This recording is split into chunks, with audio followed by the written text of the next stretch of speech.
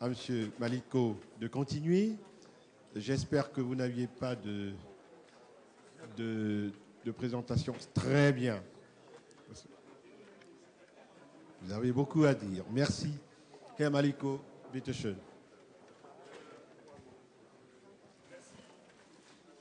Une seconde.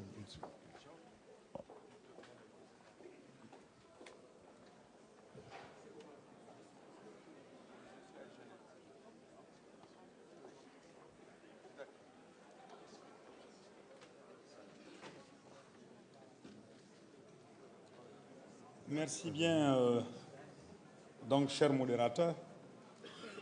Je crois que je n'ai plus grand-chose à dire après toutes ces interventions très brillantes que nous avons connues hier et aujourd'hui.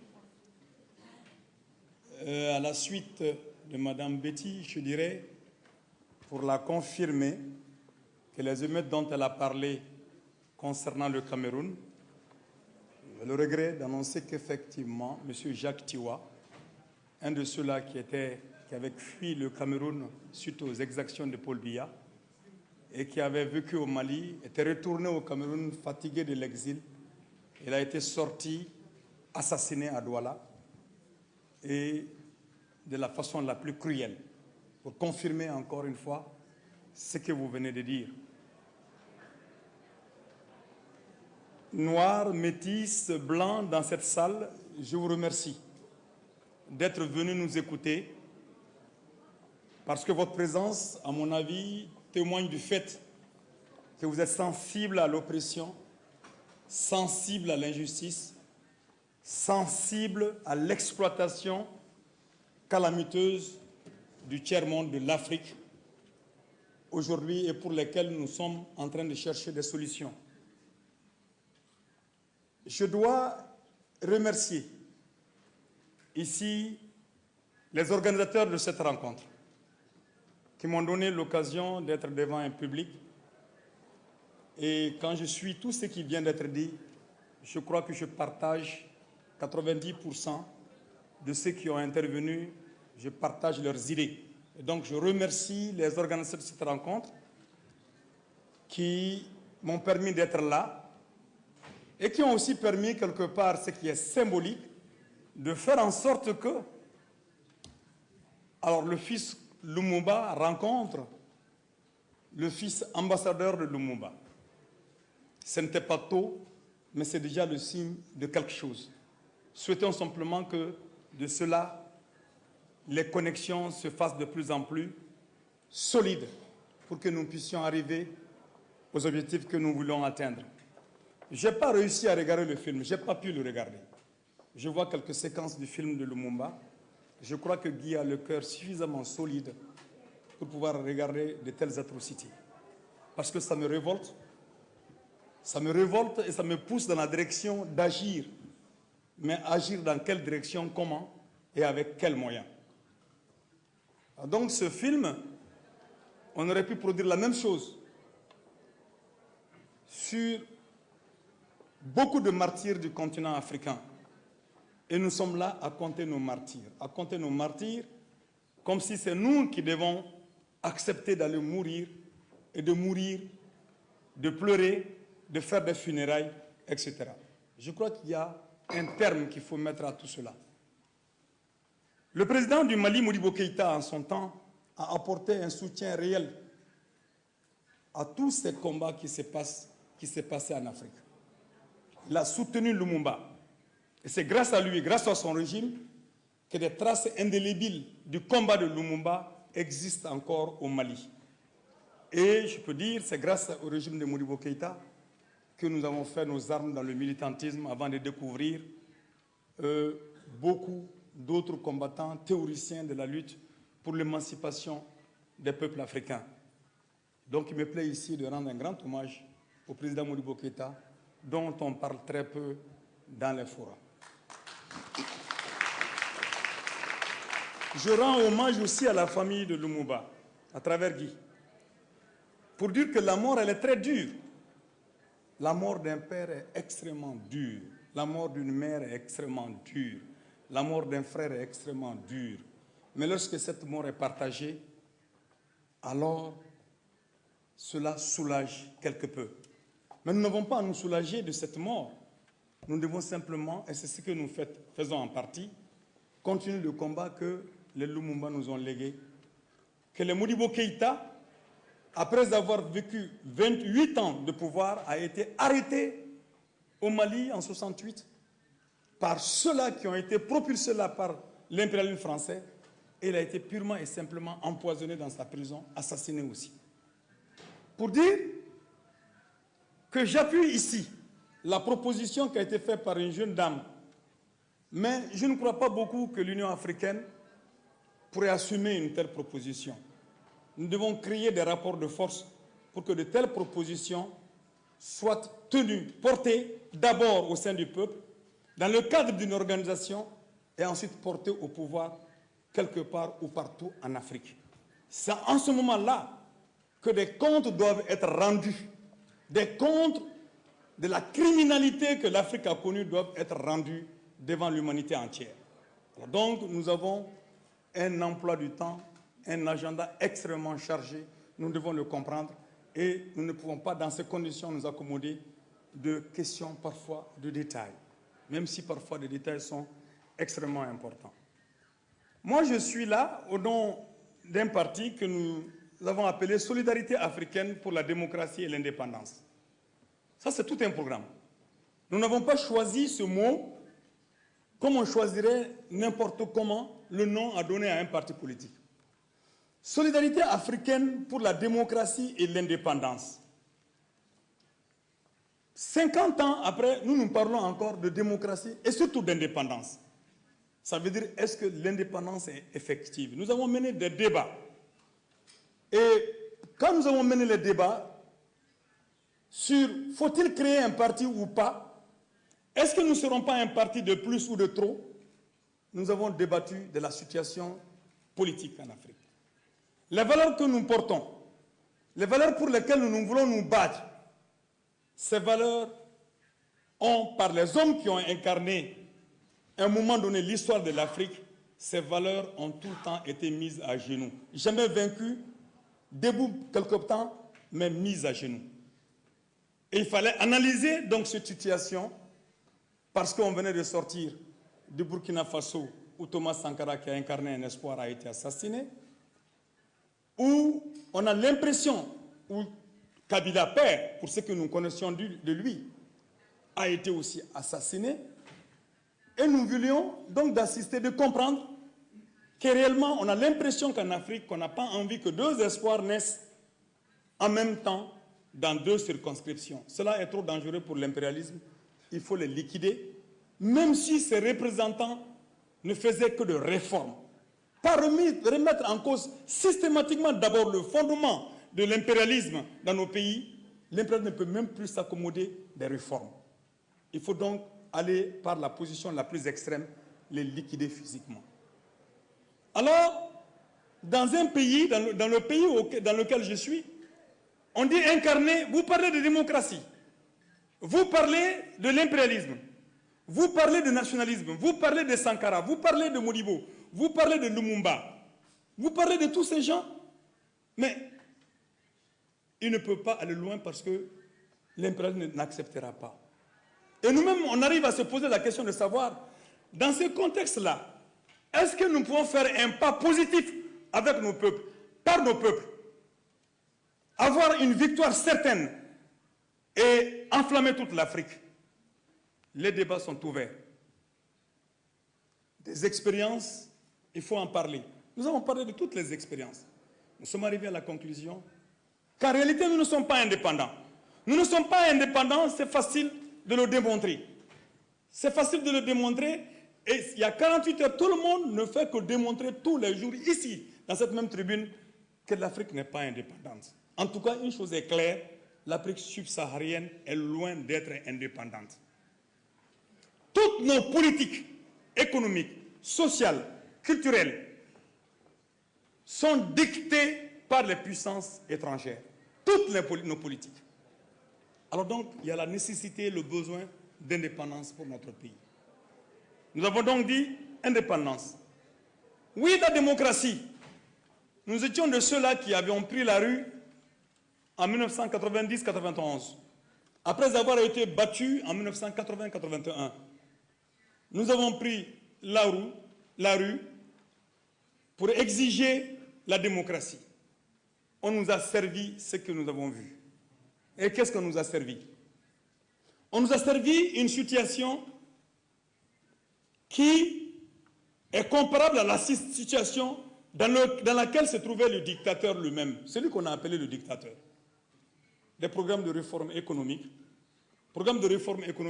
qui consacrent la propriété privée, qui consacrent le néolibéralisme sur la puissance publique, sur le public. Et cette situation nous amène à quoi précisément? Ça nous amène à dire qu'il faut accepter la politique du programme d'ajustement structurel. Le programme d'ajustement structurel imposé par le Fonds monétaire et la Banque mondiale. Programme d'ajustement structurel qui laisse une belle place aux multinationales euro-américaines pour venir, dans le cadre de l'ancien pacte colonial, supplanter leur suprématie, continuer leur suprématie. Alors donc, cette démocratie-là, qui consiste donc à être, comme le président Mersey Couture a dit, la démocratie des poules dans le poulailler. La liberté des poules dans le poulailler. Vous êtes tout le temps, vous êtes libre dans le poulailler jusqu'au jour où le propriétaire du poulailler voudra de vous. Voilà la démocratie qu'on veut nous servir. Des élections libres, des élections transparentes, des journaux à gogo, des radios libres partout. Voilà la démocratie. Donc l'expression plurielle, vous l'avez. Mais aucune de cette expression ne peut aller dans le sens de l'intérêt général. Les élections. Nous sommes à la veille d'élections en République du Mali. Depuis 1990, nous sommes dans des élections. De 91-12, on est dans les élections. De 91-12 à aujourd'hui, il n'y a pas eu une seule élection transparente et crédible et sincère en République du Mali. Oui, c'est un mirage. Le Mali est un mirage pour beaucoup de personnes. Donc, élection transparente, élection libre. On est à la veille d'élections et la plupart des candidats aux élections sont à Paris ou viennent à Paris. Il faut aller dans les bonnes grâces, il faut rentrer dans les bonnes grâces de Nicolas Sarkozy. Il ne faut pas le fâcher. Il faut déjà aller du côté de François Hollande, parce qu'on ne sait pas de qui de lui, de Nicolas Sarkozy va venir au pouvoir. Il faut aller des deux côtés. Et en partant des deux côtés, il faut être assuré que ceux-ci vont vous donner leur soutien. De ce point de vue-là, c'est très très clair. Il y a un plan A, un plan B et un plan C de l'impérialisme français pour nos pays. Et en fonction de cela, s'organisent les élections. En fonction de cela, les candidats gagnent. En fonction de cela, le peuple a compris que son vote ne change absolument rien. Dans de telles conditions, nous avons vu en 92, il y a eu des élections qui ont porté un homme au pouvoir. Mais vous savez bien que la presse, elle est là. Dès lors qu'on accepte qu'un tel va être président et qu'il est effectivement président, la presse internationale est là, les organisations humanitaires sont là, tout est là pour pouvoir l'encenser et le présenter comme celui-là qui est bon pour la situation actuelle. Et cette situation actuelle est dépeinte de telle manière que c'est la catastrophe et nous devons choisir entre le mal et le pire. Jamais le passable, encore moins le bon ou le bien. L'Afrique est donc résolue à choisir entre le mal et le pire. Et les programmes d'ajustement structurel qui laissent toute la solution, toute la situation économique entre les mains des puissances étrangères vont être là. Et c'est dans ces conditions que nous devons comprendre une chose. On a parlé de l'esclavage ici. On a parlé de la traite des Noirs, on a parlé de la colonisation, on a parlé de la néocolonisation. On peut parler aussi de la démocratie. la démocratie. Et toutes ces étapes de l'histoire de notre Afrique a eu son idéologie. L'idéologie qu'on met en avant qui ne colle pas du tout avec la réalité. Ce que Mme Odile venait de dire tout de suite à propos donc, de la mission de civilisation des peuples africains, c'est cette mission de civilisation qui a justifié idéologiquement, civilisation et évangélisation, qui a justifié la traite négrière. Et là, on en arrive à un point, parce que mon propos, c'est pouvoir démontrer simplement, dire simplement, ce que j'ai eu l'occasion de très souvent dire face à la crise libyenne. J'ai dit que l'Europe, l'Amérique nous laisse nos dictateurs. Nous pouvons nous occuper de nos dictateurs. Nous avons les moyens de nous occuper de nos dictateurs. Et d'ailleurs, il n'y a des dictateurs au pouvoir en Afrique que quand l'Europe le veut, quand les États-Unis le veulent. Sinon, ils ne pouvaient pas être dictateurs, rester en Afrique aux commandes de nos affaires sans que les peuples ne règlent les comptes. Et l'exemple typique dans l'histoire que je prends, c'est la traite des Noirs. C'est l'esclavage plutôt d'abord. L'esclavage. Avant l'arrivée de l'Europe, dans les années 1230 et 35, quand je prends le côté mandingue, mais il y a eu Soumangoro Kanté, qui était un roi anti-esclavagiste, qui arrivait à arrêter des esclavagistes, à les mettre ensemble, à les brûler, en réaction à son anti-esclavagisme. Soumangoro a fait ça avant Sundiata, et quand Sundiata est venu, il l'a codifié. Donc, nous avons compris, avant l'arrivée de l'Église catholique ou évangélique, avant l'arrivée des évangélisateurs et des civilisateurs, nous avions compris que l'esclavage n'est pas une bonne chose et nous nous sommes battus pour pouvoir juguler l'esclavage. Cela est une réalité. Donc on n'a pas besoin, alors que la justification de la traite des Noirs a été qu'il faut aller contre la barbarie des potentats locaux, les guerres qu'ils se font entre eux, et ensuite, maintenant, quand on va réussir cela, il faut réussir aussi à faire en sorte qu'ils arrêtent l'esclavage entre eux. Mais nous, déjà, le combat a été engagé contre la liquidation de l'esclavage. Déjà en 1235, pour parler du cas de Sundiata Keïta, qui était une juste prolongation du combat que Soumangoro Kanté avait mené, même si les deux s'étaient combattus. Alors donc, pour dire que là encore, on n'a pas eu besoin vraiment de cela. Mais ce qui était en arrière-fond, c'était l'accumulation du capital primitif en Europe. C'était ça. Voler l'or, prendre les épices, prendre tous les biens que nous avions en Afrique, et pour pouvoir accumuler ces biens-là, qui a lancé les bases donc, de l'industrialisation de l'Afrique et de l'Europe, ce que Jules Ferry a dit, que la politique coloniale, il aurait pu ajouter aussi et la traite négrière. La politique coloniale était donc la politique industrielle européenne était la fille de la politique coloniale. C'était assez clair. Après, comme le dit chez nous, Soubra Frontora, quoi. C'est-à-dire le sorcier, avant de mourir, il dit ce qu'il a fait de mal. Hier, ils ont caché pendant longtemps. Maintenant, Jules Ferry avoue, oui, c'était pour l'industrialisation de l'Europe. Après, nous avons vu la colonisation. La même mission d'évangélisation est venue pour la colonisation. Mais ce qu'on refuse de dire, c'est que les résistances africaines ont été vaincues pour qu'il y ait la colonisation. Les résistances africaines ont été vaincues.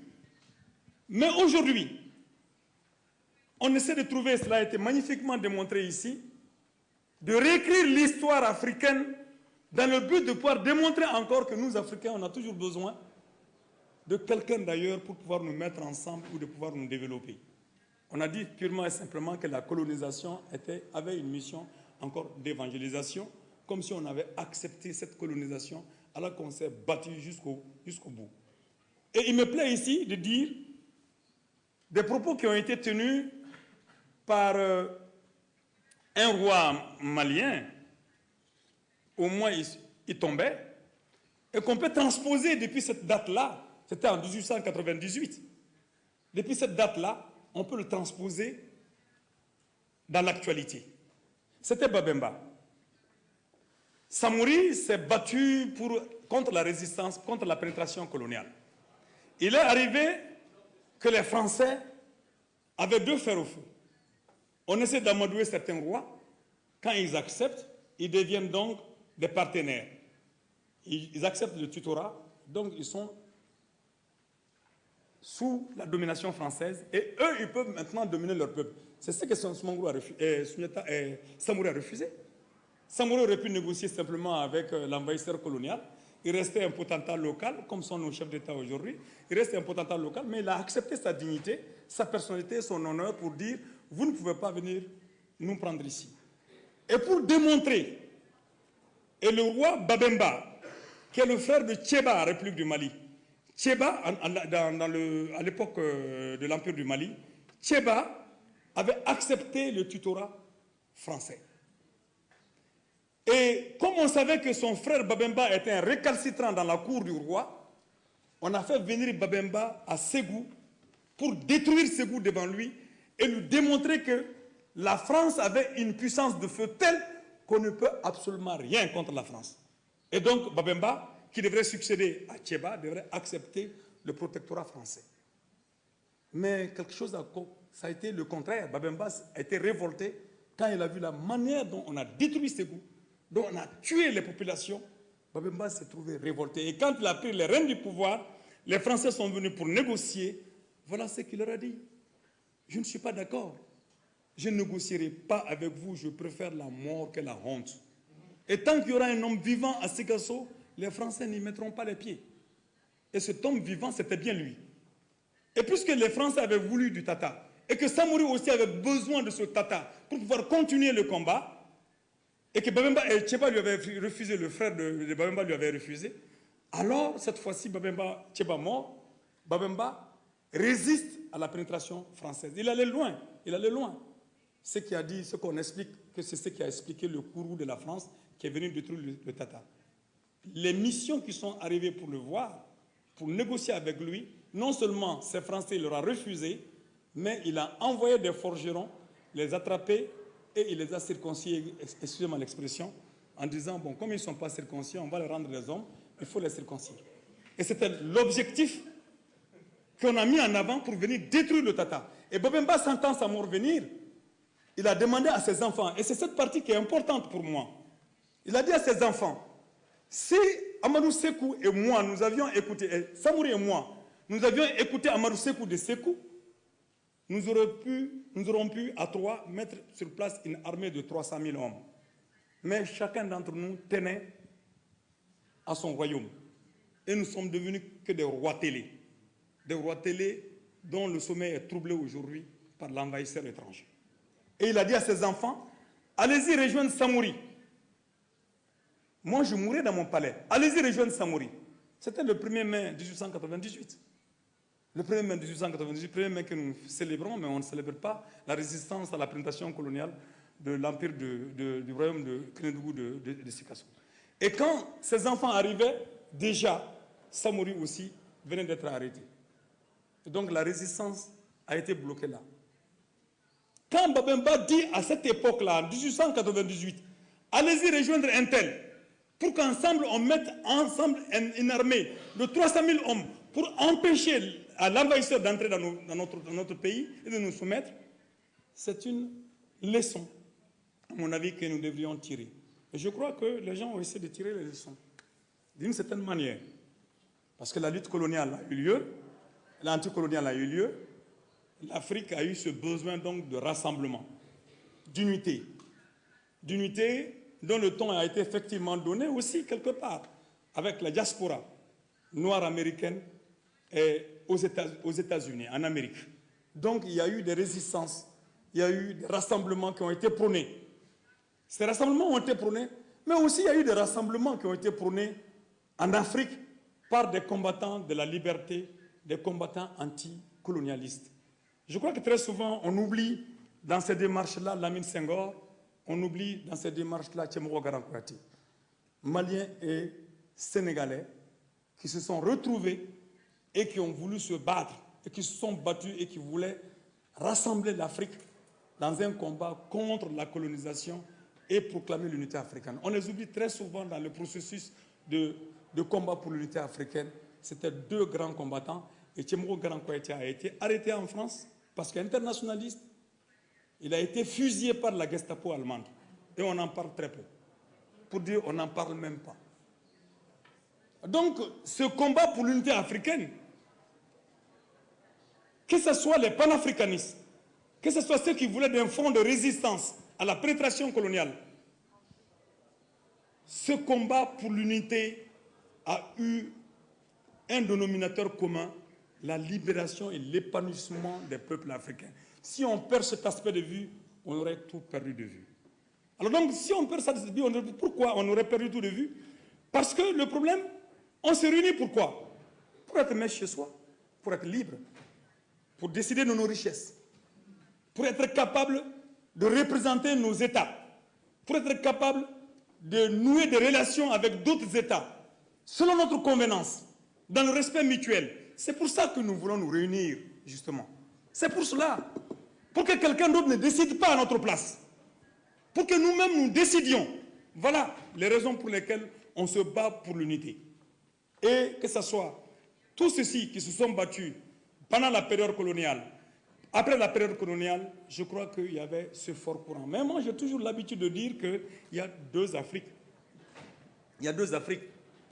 Il y a l'Afrique qui se soumet et il y a l'Afrique qui refuse de se soumettre. Celle qui se soumet jusqu'aujourd'hui, qui refuse de se soumettre jusqu'aujourd'hui, a tout le temps été, très souvent été plutôt mis à genoux, mais s'est jamais couché.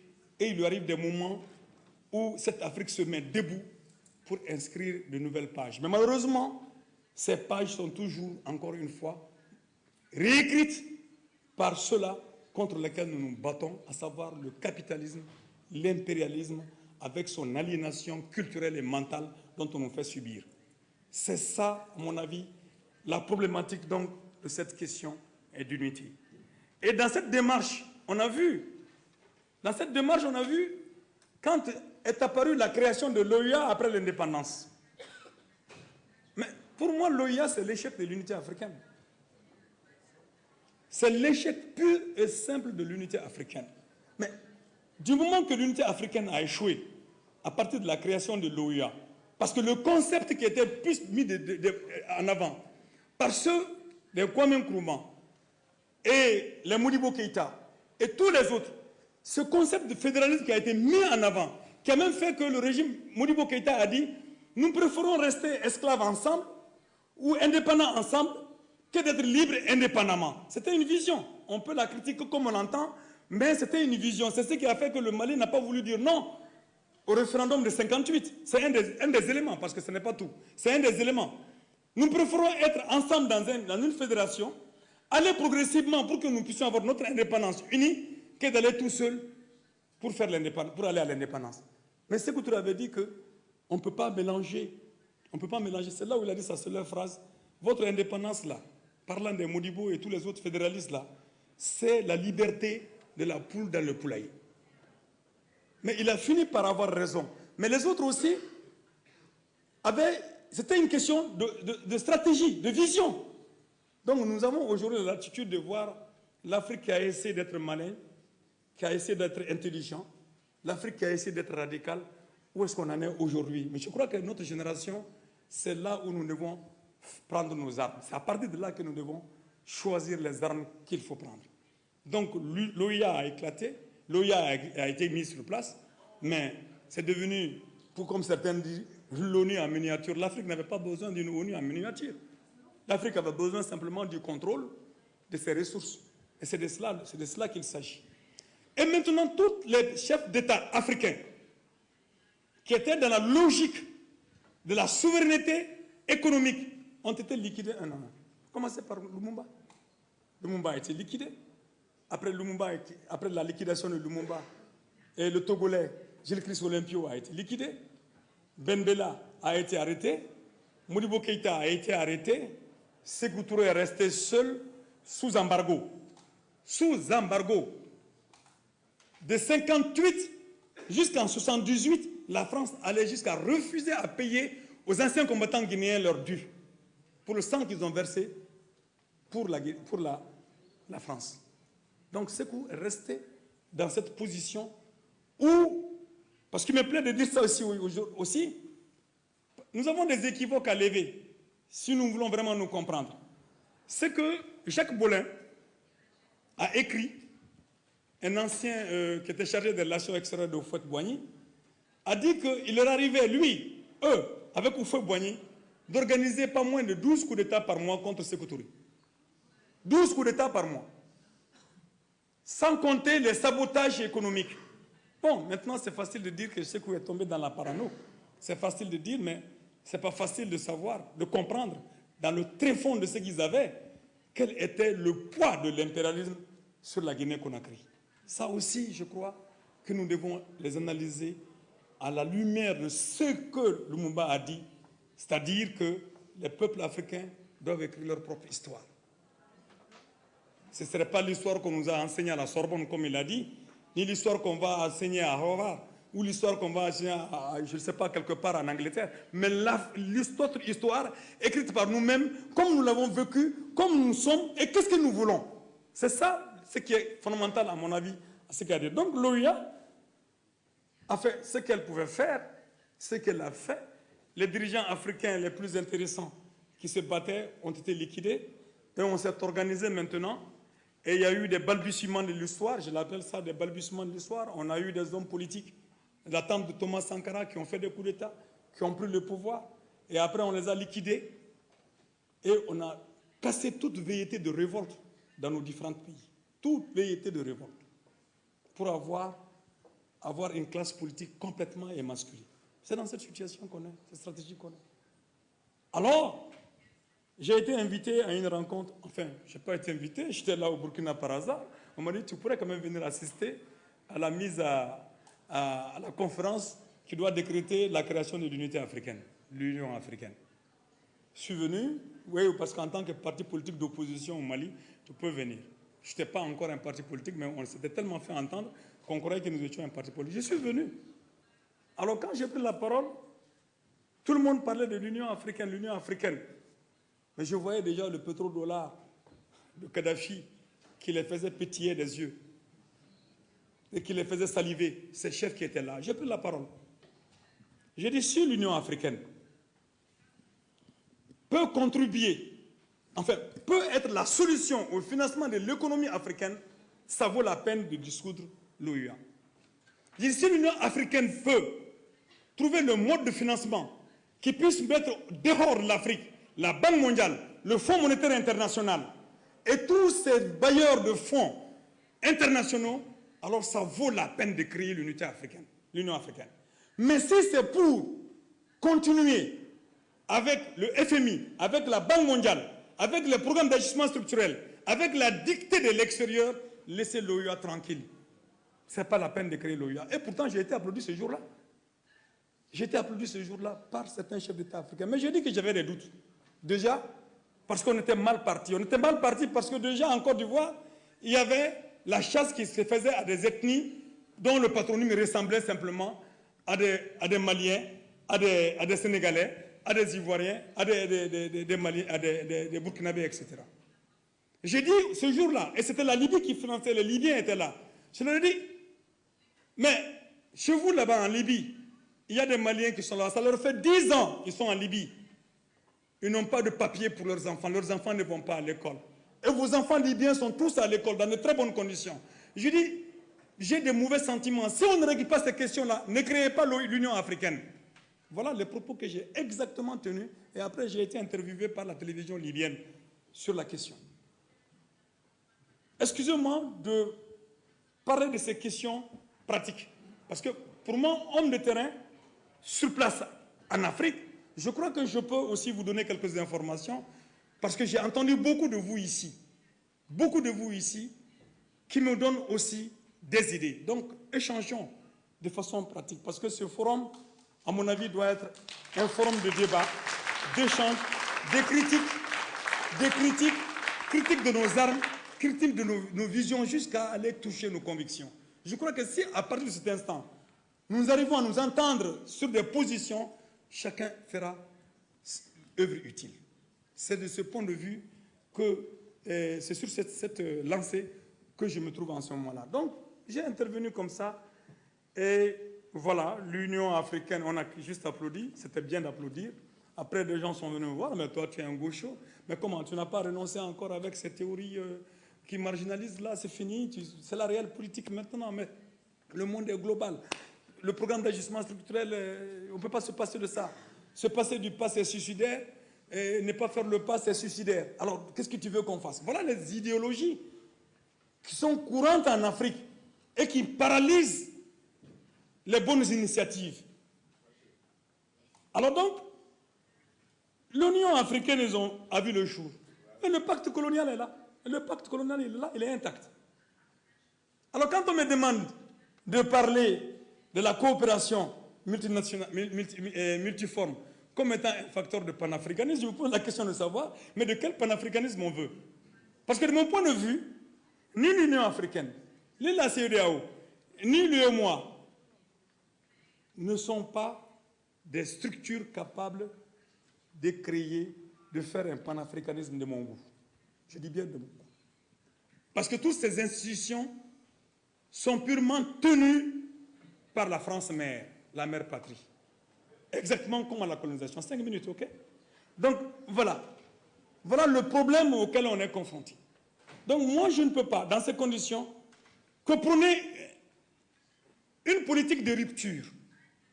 Une politique de rupture parce que ces institutions internationales, africaines, ne roulent pas pour les Africains. C'est le moins qu'on puisse dire. Et on a biaisé avec. On les a affrontés pour ne pas aller. Le résultat devient, finalement, qu'on n'arrive pas à s'en sortir. Mais cherchons maintenant à s'en sortir. Comment s'en sortir? J'ai été très heureux de l'intervention de...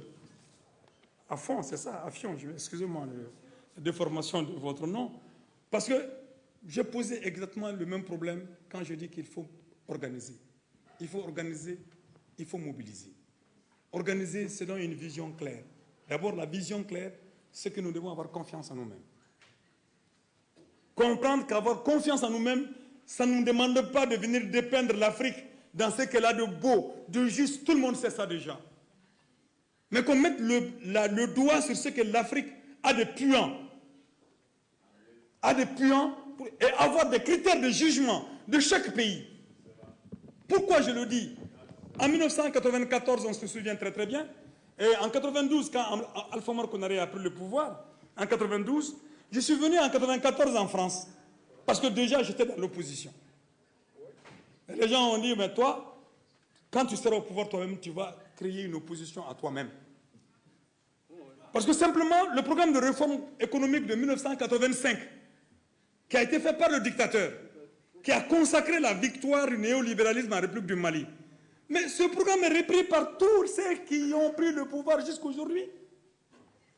Et ils ne veulent pas qu'on s'assied même intelligemment pour trouver une solution pour que même on fasse un partage de rôle. Ils ne veulent pas entendre. Ils veulent justifier justement leur capitulation. Ils veulent justifier leur traîtrise. Cela simplement pour qu'ils peuvent eux-mêmes s'enrichir parce qu'ils ne croient pas au pays, ils croient au monde, et ils croient au monde impérialiste, ils croient au monde capitaliste, et ils veulent faire leur place au soleil. C'est ça le fond de la question. Et en 1994, quand je suis venu en France, reçu d'abord par des gens du Parti socialiste français, dans des conférences, et que j'expliquais exactement ce qui se passe, le trucage des élections.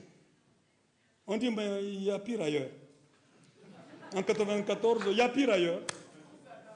Oui, il y a pire ailleurs parce qu'au Togo, déjà, ils se tuent là-bas. Il y a pire ailleurs au Togo, et puis en Côte d'Ivoire, on n'arrive même pas à organiser des élections. Il y a pire ailleurs. J'ai entendu ça de la bouche des socialistes, j'ai entendu ça de la bouche des communistes. À telle enseigne que j'ai été taxé de quelqu'un d'anarchiste. Parce qu'on ne veut pas, de l'ordre actuel, on est anarchiste. Mais je suis contre cet État, c'est vrai, mais je ne suis pas un anarchiste. Je suis pour un nouveau type d'État. Alors donc, ils ont dit qu'on ne peut pas faire autrement, on doit aller doucement. Vous savez, la Révolution française, c'est 1789, hein, ça fait après 200 ans. Mais en Afrique, vous venez de commencer dans les années 90. Bon, donc dans ces conditions, vous devez attendre aussi 100 ans, 200 ans. Voilà les bonnes leçons qu'on nous donne, qu'on prétend nous donner. Et nous, on doit s'arrêter là.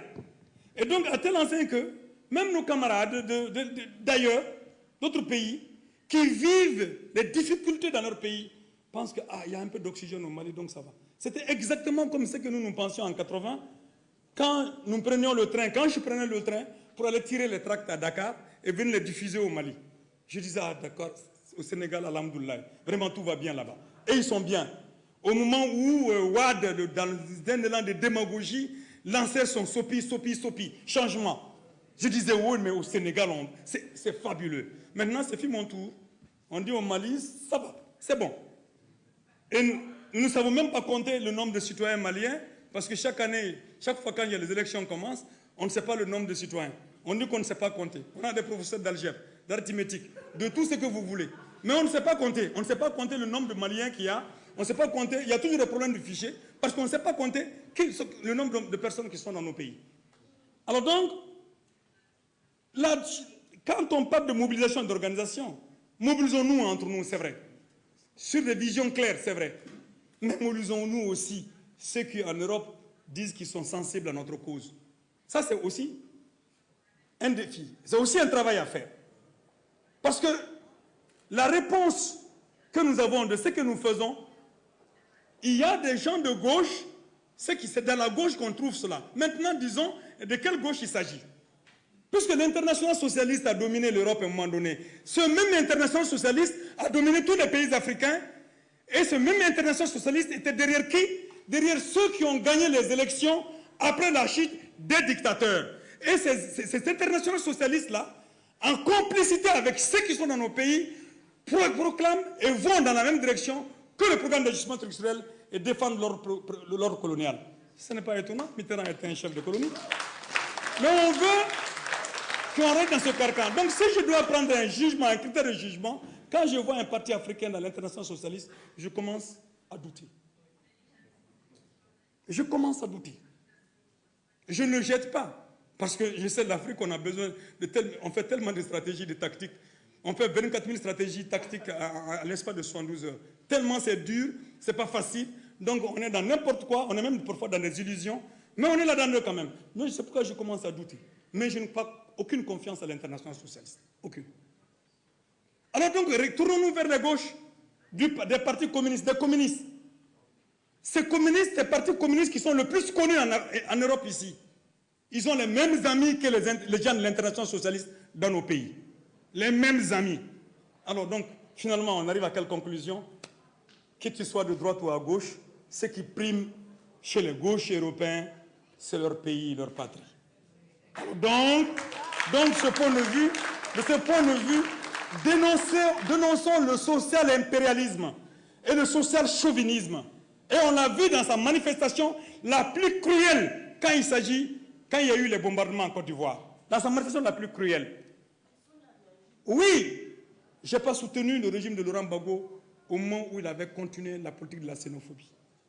Non, j'ai refusé que la France interfère et qu'il aille bombarder la Côte d'Ivoire. Cela, je l'ai fait et je l'assume.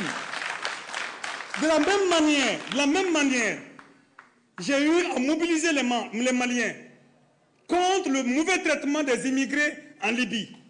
Mais j'ai refusé que la France montre au monde entier que Sarkozy se comporte exactement comme Hitler. C'est le mot qu'il faut dire. Comme Hitler, pour violer tous les principes des Nations Unies et aller attaquer la Libye, je n'ai pas accepté.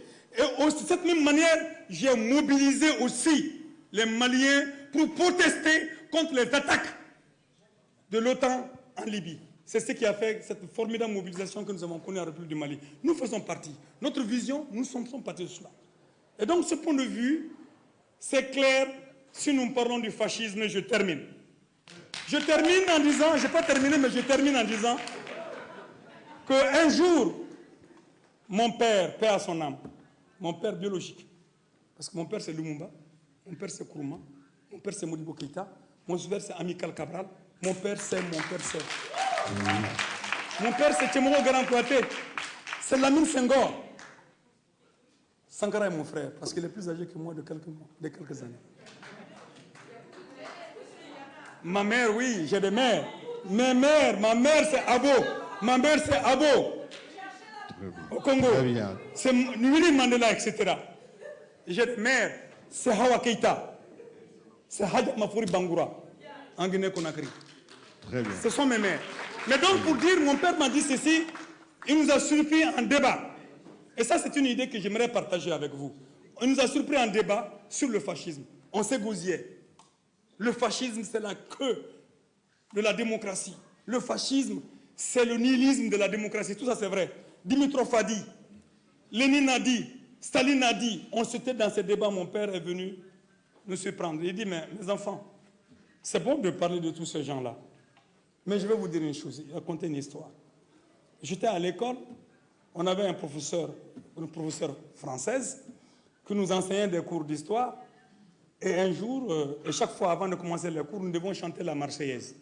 Et terminer en disant « Vive la France, notre patrie mère ». Il dit, lorsque la guerre a commencé, l'institutrice est venue nous dire « La France a une puissance de feu redoutable. Elle ne peut pas être vaincue par l'Allemagne. » Quelques jours après, la drôle de guerre, la France est rentrée en Allemagne.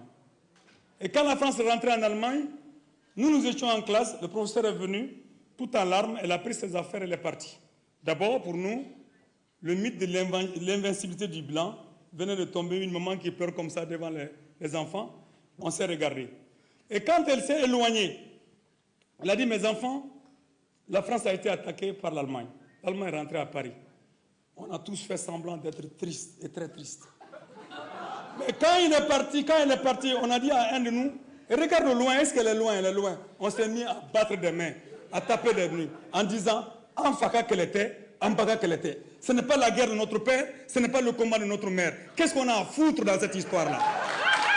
Alors, et il dit, faites toute votre théorie sur le fascisme, mais retenez qu'il y a eu la Deuxième Guerre mondiale pour que nous commencions à être libres. Et demande à ta pauvre mère qui faisait 80 km à pied avec 40 kilos de céréales sur la tête pour l'effort de guerre. Alors donc, repensez vos théories, mais n'oubliez pas justement la position que l'Afrique a occupée dans cette vision moderne, démocratique, mission évangélisatrice et tous ces concepts qu'on voudra. Voyez d'abord comment va votre peuple. Et moi, mon peuple au Mali va mal. Très mal. Les paysans, on les dépossède de leurs terres. Il n'y a plus d'unité industrielle. Les éleveurs sont complètement négligés. La santé ne passe pas. L'éducation non plus. Mais ma capitale, Bamako, est très jolie. Elle est en train d'être aussi jolie que Dakar. Aussi jolie que Ouagadougou. Mais c'est le même schéma de construction de nos villes, avec le même schéma de construction des goudrons. Goudron qui signifie encore une fois l'extraversion de notre économie. Et nous n'avons que 18% de l'or que nous exploitons. Et c'est dans ces conditions que nous sommes députés, c'est dans ces conditions que nous sommes ministres et nous nous précipitons tous les jours pour être députés, pour être ministres. Voilà la situation de mon pays. Cela ne me réjouit pas et je ne suis pas un modèle. Le Mali n'est pas un modèle, cela de la mort dans l'âme, dans la mesure où simplement j'ai dirigé un mouvement politique, un mouvement étudiantin, scolaire, qui a mobilisé des milliers de personnes et il y a eu 213 personnes qui ont été tuées en 48 heures. Donc je ne peux pas être fier du résultat que nous avons ici. Africains, nous ne nous prenons pas au mirage. Disons nos chefs d'État, disons nos dirigeants, ils doivent être capables de faire des élections propres. Ils doivent être capables de donner la parole aux populations. Et nous devons avoir des critères de jugement. Tout pouvoir qui est extraverti, qui continue dans l'extraversion de l'économie et qui ne fait aucun effort pour pouvoir casser cette tendance-là, nous devons nous poser des questions sur son caractère démocratique. Nos régimes ne sont pas démocratiques, nos chefs d'État sont choisis. Et encore une fois, merci pour m'avoir invité à être là. Et je dis, nous l'avons... Mais nous pouvons gagner et nous allons gagner. Nous pouvons gagner. Nous pouvons gagner et nous allons gagner. C'est ça qui est fondamental. Je vous remercie. Très bien. Nous allons gagner. Très bien, M. Malito. Und